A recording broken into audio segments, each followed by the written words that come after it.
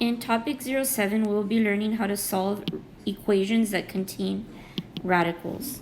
So when you have a radical equation, it just contains a radical or a root symbol in it. Now, it's important when you're solving to always use the opposite. So you need to know that your roots are actually rational exponents, and then you will need to know their opposite exponents to solve. So for example, here we have a square root. A square root can really be written as a number to the 1/2 power. And the opposite of 1/2 power would be to square that. So to undo a square root, you square. To undo a cube root or third root, you would cube your answer. And to undo a fourth root, you would take the 4th power of that answer. So here we can actually summarize this using a rule. If you have the nth root of a number, that can also be written as a number to the 1/n power, then the opposite of that would be to do that number to the nth power. And we're going to look at some examples here. So in example 1, we have the square root of x equals 3, and we want to solve for x. So the opposite of square root would be to square, and what you do to one side, you do to the other. So here the square cancels the square root, and we're left with x. And 3 squared means we're doing 3 times 3. So here our solution is 9. On example 2, we have the 4th root of 5 plus y.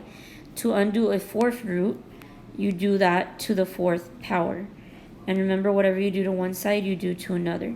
So here, my 4th root and my 4th power cancel, and I'm left with 5 plus y equals 2 to the 4th means 2 times 2 times 2 times 2. That becomes 4 times 4, or 16. Now I can finish solving for y. I'm going to subtract both sides by 5. So I get y equals 11. On example 3, I have the square root of 19n minus 2. To undo a square root, you square. And remember, what you do to one side, you do to another. Here my square root and my square cancel. And I'm left with 19m minus 2 equals 6 squared means 6 times 6, or 36. Now I can solve for m. I would add 2 to both sides. That gives me 38. And now I can divide both sides by 19. So my solution for m is 2. On question 4, we have a cube root. To undo a cube root or a third root, you would do the 3rd power. And whatever you do to one side, you do to another. Here my 3rd root and my cube cancel.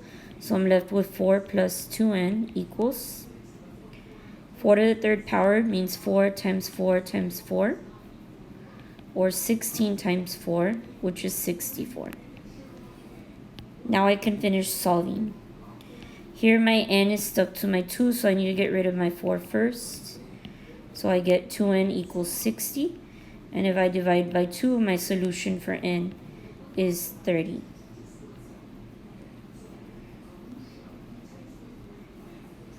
If we look at our next example, they're doing a square root. So again, the opposite of square root would be to square both sides. And our square root and square cancel.